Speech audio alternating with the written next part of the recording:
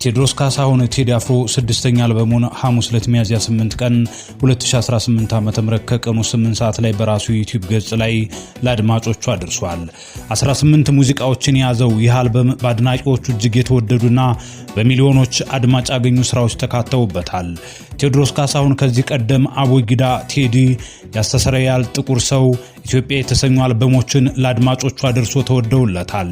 አሁን የሙዚቃ ስራው በዩቲዩብ ገጹ ላይ ከተጫነ በኋላ በነበሩት 24 ሰዓታት ውስጥ ብቻ ዳስጣል የሚለው ሙዚቃው ከ6 ሚሊዮን በላይ አድማጭ አግኝቷል። በ2013 ዓ.ም የክብር ዶክተሬቱን ከጎንደር ዩኒቨርሲቲ የተቀበለው ቴዎድሮስ ካሳሁን ኢቶሪካ ሲል የሰየመውን ስድስተኛ አልበሙን ለአድማጮች እንደሚያደርስ ይፋ ካደረገበት ጊዜ አንስቶ መነጋገሪያ ሆኗል። በአመቱ 8ኛ ወር በወሩ 8ኛ ቀንና በቀኑ 8ኛ ሰዓት ላይ ለህዝብ እንደሚቀርብ የተነገረለት የቴዲን ሙዚቃን በተመለከተ ሊሰጥ የነበረው ጋዜጣዊ መግለጫና የቀጥታ ስርጭቱ መሰረዙ ይታወሳል። ከዚህ ባሻገር በቅድሚያ ሙዚቃው ይለቀቃል ተብሎ የነበረበት ሰዋሰው መልቲሚዲያና ቴዲ አፍሮ የነበራቸውን የስርጭት ውል የማፍረሳቸው ወሬ ሌላው የውዝግብ አካል ሆኖ ነበር። በኋላ ሰዋሰው መልቲሚዲያ በሰጠው መግለጫ ከቴዲ አፍሮ ጋር የገቡትን ውል ያቋረጡት ባሳታሚውና በድምፃዊ መካከል ባለው ውል ውስጥ በተካተቱ አዳዲስ ጉዳዮች መንስኤ መሆናቸውን አብራርቷል። 4 ዓመት ሊሞላው 2 ወር ቀርቶት የነበረው የቴዲና የሰዋሰው ውልን ለማደስ በተደረጉ ተደጋጋሚ ውይይቶች የቀረቡ አዳዲስ ሐሳቦች ሁለቱንም ወገኖች ሳያግባቡ ቀርተዋል ተብሏል። 25 ዓመት ከህዝብ ጋር ድምፃዊ ቴዎድሮስ ካሳሁን ከአድማጮቹ ጋር ከተዋወቀ 25 ዓመታት ተቆጥረዋል። የመጀመሪያው የቴዲ አፍሮ አልበም አቦጊዳ ወደ አድማጮች የደረሰው በ1993 ዓ.ም ነበር። ቴዎድሮስ ካሳሁን በእነዚህ 25 ዓመታት ውስጥ 6 የሙዚቃ አልበሞችን ለአድማጮቹና ለአድናቂዎቹ አቅርቧል። ቴዎድሮስ በእነዚህ ዓመታት ሁሉ ልባቸው እንደ ሰም የሚቀልጥባቸው አድናቂዎች ፊታቸው በመከፋት የሚጠይምባቸው ተቾችን አፍርቷል። ኢትዮጵያዊነት እንዴት ይገፋ ለሚልላቸው የነጻነትና የመብት ፊት አውራሪ እንዲሁም የዘመኑ ድምጽ ሲሆን ልባቸው ለሚጎሽባቸው ደግሞ ድምፃዊ ብቻ ነው ቴዲ አፍሮ። ቢሆንም ግን ቀኙም ግራውም ዳር ተመልካቹም ሆነ መሃል ላይ ተውረግራጊው እኩል የሚያደምጠው የሚተነፍሰው በሺዎች የሚመነዘርበት የሚያዜመው የበርካቶች ልብ በብርቱ መልእክቱን የሚያንኳኳ ነው። በ25 ዓመታት የሙዚቃ ህይወት ውስጥ የቴዎድሮስ ስራዎች ብቻ ሳይሆኑ እርሱም እንደተወደደ ለመቀጠሉ ምክንያት ምንድነው? ምንስ ለየት ያደርገዋል ስንል በቅርበት የሚያውቀውንና የፊልም ባለሙያውንና የግጥም ደራሲውን ያሬድ ሹመቴን ጠይቀናል ይላል ቢቢሲ።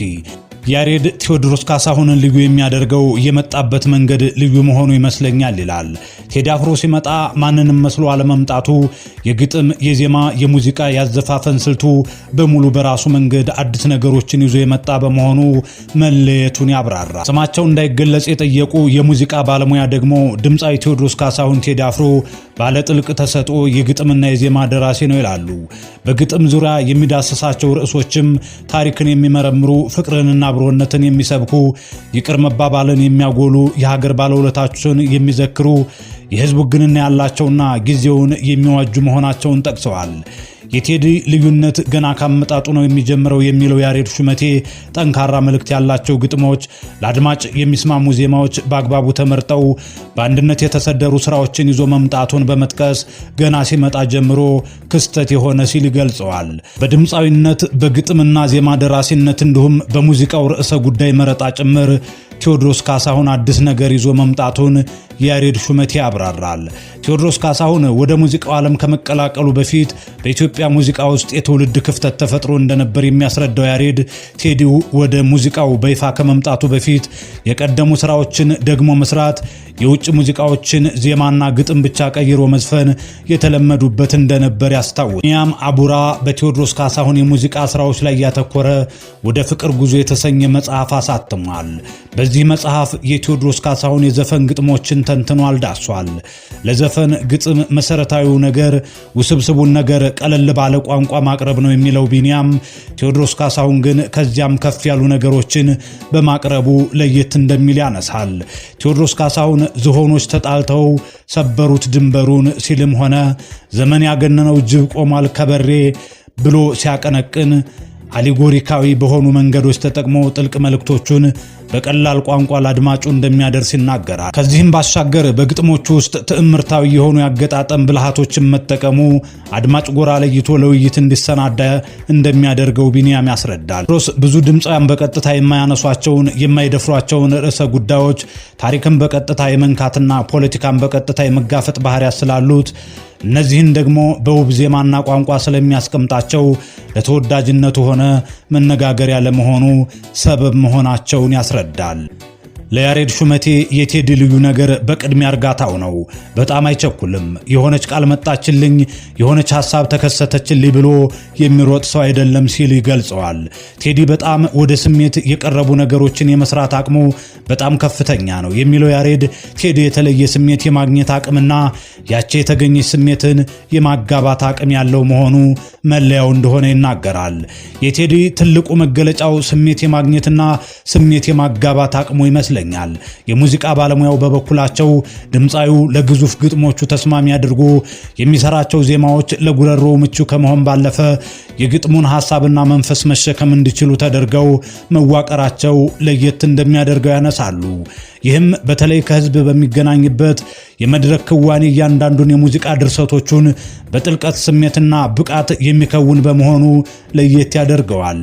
በተጨማሪም በተለያዩ አጋጣሚዎች ከድምፃዩ ጋር የሰሩ የሙዚቃ ቀማሪያን ሲመሰክሩ እንደሰማነው ቴዲ ከግጥምና ዜማ ድርሰት ባለፈ ለሙዚቃው ቅንብር ይዟቸው የሚመጣው ተጨማሪ ሐሳቦች በሙዚቃ ቅንብር ላይ ያለውን ከፍተኛ መረዳትና መሰጠት የሚያመለክቱ ልዩ ችሎታዎቹ ናቸው።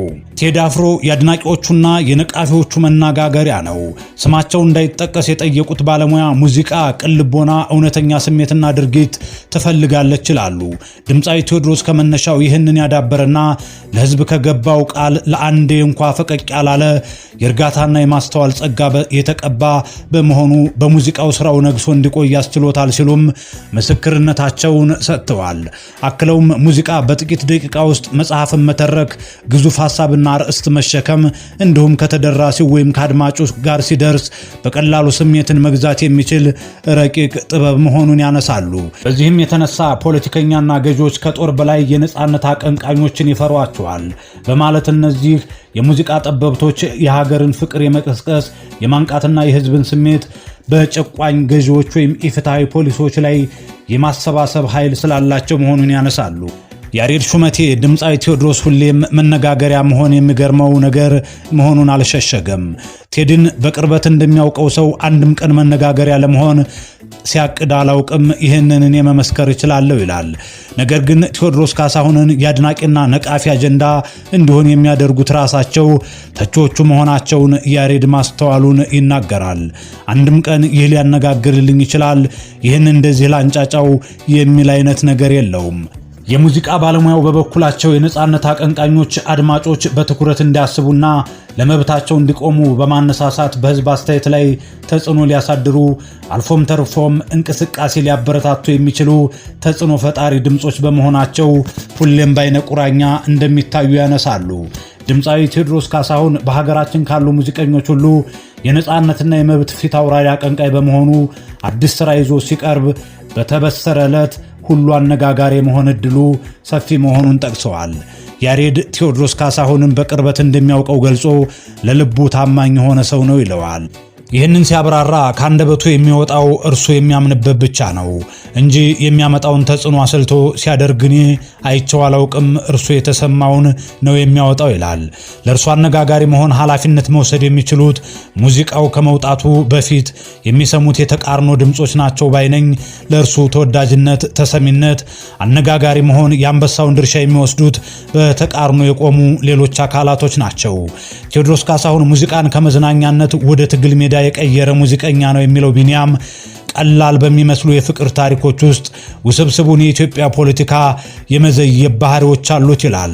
ሌላው ቴዲን በተመለከተ የሚነሳው በታላቁ ትርክት ኢትዮጵያዊነት ላይ የተንጠለጠለ መሆኑ ነው። እንዳጋጣሚ ሆኖ ቴዲ አፍሮ ወደ ሙዚቃው ኢንዱስትሪ የተቀላቀለበት ወቅት ይህ ኢትዮጵያዊነት የምንለው ታላቁ ትርክት ዲኮንስትራክት የተደረገበት ወቅት መሆኑን ቢኒያም ለቢቢሲ ተናግሯል። ይህ ታላቁ ትርክት ዲኮንስትራክት ተደርጎ አዲስ ትርክት እየተፈጠረ በነበረበት ወቅት መገኘቱ የእርሱን አነጋጋሪነት እንዲጨምር ማድረጉን ቢንያም ያስረዳል። ምክንያቱም ቴዲ በየአቅጣጫው ጎጣዊ ትርክቶች እንደ ልብ በሚናፈሱበት ወቅት እርሱ ታላቁ ትርክት ላይ ተጣብቆ መቅረቱ በዋናነት በእርሱ ላይ እንዲነጋገሩ ስለ እርሱ እንዲያስቡና እንዲከራከሩ አድርጓቸዋል ባይ ነው። ድምፃዊው ተጽዕኖ ፈጣሪነቱን እንዲጨምሩ ካደረጉ ነገሮች መካከል መሆኑን ቢንያም ያስረዳል። ቴዎድሮስ ካሳሁን የሚያነሳቸው ርዕሰ ጉዳዮች ቴዲ አፍሮ ሁልጊዜ ውስጡ የሚያመውን የሚያስጨንቀውን የሚረብሸውን ሐሳብ በሙዚቃ ምጦ እንደሚወልዳቸው ያሬድ ሹመቴ ያስረዳል። ብዙ ጊዜ ከቴዲ ጋር ስንገናኝ የማስተውለው ነገር ጭንቀቱ፣ ህመሙ ሁሉ የአንድነት የሀገር ጉዳይ የኢትዮጵያዊነት ጉዳይ በጣም ያሳስበዋል። አብሮ መብላት አለመቻል፣ እንደ ልብ መንቀሳቀስ አለመቻል፣ ለልጆቻችን የምትተርፍ ሀገር እንድትሆን የማሰብ በጣም ጭንቀቶች አሉት። እነዚህ የሁል ጊዜ ጭንቀቶቹ ወደ ድርሰቶቹ ሲመጡ የሰማናቸውን ስራዎቹን መውለዳቸውን ያሬድ ያስረዳል። ቴዎድሮስ ራሱ ህዝብ ነው የሚለው ያሬድ ማንም ሰው የሚሰማውን ስሜት እርሱን ይሰማዋል በማለት የሚያምንበትን ጉዳይ ብቻ እንደሚሰራ ይጠቅሳል። ቴዲ ህዝብ ይህንን ነው የሚፈልገው፣ ይህ ነው ፍላጎቱ ብሎ የሚያስብ አይመስለኝም። እኔ እንዳየሁት አንድም ቀን ይህንን ህዝብ እንድልለት ይፈልጋል የሚል ኃላፊነት ለራሱ አሸክሞ ያውቅም። የሙዚቃ ስራዎች ፖለቲካዊ ሐሳቦች ይዘዋል የሚሉ የፖለቲካ ሰዎች ናቸው በማለት እርሱ ሲሰራ የሚሰማውን እውነተኛ ስሜት ስለሚያወጣ ያ እውነተኛ ስሜት ደግሞ ወደ አድማጮች ይጋባል ይላል። ሌላ ሰው ሊለው ያልቻለውን ነገር ሁሉ እኮ ይገኛል። ሁሉም ሰው ሊሰማው ይችላል በየቦታው ግን የተሰማውን ስሜት የሚገልጽበት ቃል ሊያጣ ስም ሊያጣለት ይችላል። ያ ደግሞ በተልኮ የሚሰጠው የጥበብ ሰው ሊኖር ይችላል ማለት ነው። በየዘመኑ ህዝብ የተሰማውን ስሜት ለመግለጽ ቃላት አጥቶ የተቸገረበትን ነገር እንዲያወጡ ጥበብ እንደ መለኮት ሹክ የምትላቸው ሰዎች አሉ የሚለው ያሬድ የዚህ ዘመን ሹክታዎች እነዚያ የህዝብ ስሜቶች ሁሉ የሚመጡበት ሰው ቴዲ ነው ብዬ አስባለሁ። ግን ያ ማለት ፖለቲካዊ ውስጥ ገብቷል ማለት አይደለም በማለት ቴዎድሮስ ካሳሁን እውነትን ከመግለጽ ውጭ ሌላ ሐሳብ እንደማይታይበት ይናገራል። የቴዎድሮስ ካሳሁን አጼዎች ቴዎድሮስ በስራዎቹ መካከል ከሚጠቅሳቸው የቀድሞ ነገስታት ከፊት ተርታ የተቀመጡት አጼ ኃይለ ሥላሴ ናቸው። በ1993 ዓመተ ምህረት በታተመውና በኤልያስ መልካ በተቀናበረው ስራው ውስጥ የተካተቱት ስራዎች መካከል ሁለቱ የሀገር ዋርካ የሆኑ ሰዎችን ያነሳሳል። ግርማዊነቱ አጼ ኃይለ ሥላሴን፣ ኃይሌ ደግሞ በሩጫው መድረክ የሀገርን ባንዲራ ከፍ አድርጎ ያሰቀለው ኃይሌ ገብረ ሥላሴ ተወድሰውበታል። ይህ ግን ቀጥሎ በመጡት ሁለት የሙዚቃ ሰንደቆች ውስጥም የታየ ነው። ቴዎድሮስና ጥቁር ሰው ነገስታቱን ያወደሰበት የኢትዮጵያን አንድነት የሰበከባቸው ስራዎቹ ናቸው። ያሬድ ቴዎድሮስ ካሳሁን ከልጅነቴ ጀምሮ ስለቀደሙ መሪዎች ክፉ ሲነገር ሰማሁ፣ አሁን ይበቃኛል፣ ደግሞ ያልተነገረውን መልካም ነገር ብናገር ይሻለኛል እንደሚል ይናገራል። በኢትዮጵያ ታሪክ ውስጥ በተለያየ ታሪክ አጋጣሚ መጥተው ሀገሪቱን ስለመሩ ነገስታት በርካታ አሉታዊ ነገሮች ይነገራሉ። ስለዚህ ከቀደሙ ነገሮች የተሻለ የሚያደርጉ የሚያራምዱ ጉዳዮችን ብንወስድ የሚል መነሻ አለው። ስለ አጼ ኃይለ ሥላሴ የአፍሪካ ህብረትን በማቋቋም የነበራቸውን ሚና አጉልቶ አሳይቶ አስታውሷቸው ዘክሯቸዋል። እንግዲህ ጀግና ለመፍጠር ከዚህ ቀደም የነበሩትን ጀግኖችን ማውሳት አዲስ ጀግና ይፈጥራል። ጀግናን ማንቆለባበስ ነው አዲስ ጀግና እንዲቀና መንፈሳዊ ተነሳሽነት እንዲኖረው ያደርጋል።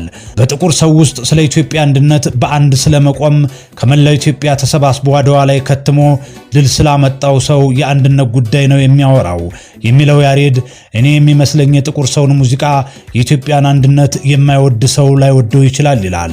ስለ አጼ ቴዎድሮስ በሰራው ሙዚቃ ላይም ጎንደር ጎንደር የአንዲት ኢትዮጵያ ዋልታና ማገር በማለት ስለ አንድነት አቀንቅኗል። ስለዚህ እኔ የሚታየኝ የቀደሙ ነገስታት ለአንድነት የነበራቸውን ዋጋ ጉልቶ ለማሳየት የፈለገበት ስለሆነ አንድነት ከሚለው ሐሳብ በተቃራኒው የቆሙ ሰዎች ቢጠሉት ምንም አይመስለኝም። ብዙ የአፍሪካ ሀገራት ታላላቅ ዓለም አቀፍ ዝናና ማማ ላይ የደረሱ ሙዚቀኞችን አበርክተዋል። ኢትዮጵያ ሙላቱ አስታጥቄን፣ ማሊ ሳሊፍ ኬታን፣ ደቡብ አፍሪካ ማሪያማ ኬቫን፣ ናይጄሪያ ፌላ ኩቲን አበርክተዋል። ስማቸው እንዳይጠቀስ የጠየቁት የሙዚቃ ባለሙያ ቴዲ አፍሮ ካለው ግዙፍ ብቃት አቅምና ሰፊ የህዝብ ቅቡልነት አንጻር ስራዎቹ ከተወሰነው የሀገራችን የሙዚቃ ድንበር ተሻግረው በዓለም የሙዚቃ መድረክ ላይ ተጽዕኖ መፍጠር የሚችሉበት ሰዓትና ጊዜ አሁን በመሆኑ ጉዳዩን ቢመረምረው ይላሉ። በመሆኑም ድምፃዊ ቴዎድሮስ ካሳሁንን ከነዚህ ተርታ እንድናየው ያሉትን መንገዶች መፈተሽና መጥረግ የእርሱ ብቻ ሳይሆን ለሀገራችን ብሎም ለመጪው የሙዚቃ ተረካቢዎች እድልን መክፈት ነው ይላሉ።